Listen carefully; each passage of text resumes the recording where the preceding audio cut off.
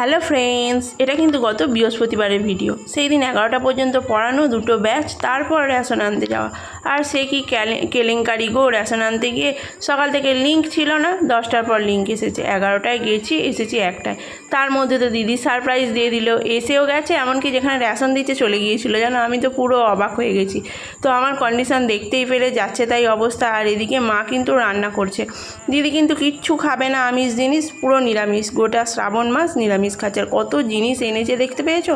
অনেক দিন পর পর আসতে পেরেছে, তো তাই। রাজ আসেনি, দিদি আর জামাইবাবু শুধুমাত্র এসেছে বাইকে করে। তো আনারসটাও দিদি নিয়ে এসেছে। অনেক জিনিসের মধ্যে আনারসটাও আমাদের ফেভারিট। তো দিদি এসে বসে কাটলো, বেশ জমিয়ে খেলাম সবাই মিলে। তো তার মধ্যে দিদি নিয়ে এসেছিলো মাছ, মানে 2 রকম, ইলিশ আর কাতলা। পছন্দ করেছিল মা, বলেছিল আবদার করে, তো নিয়ে এসেছিলো।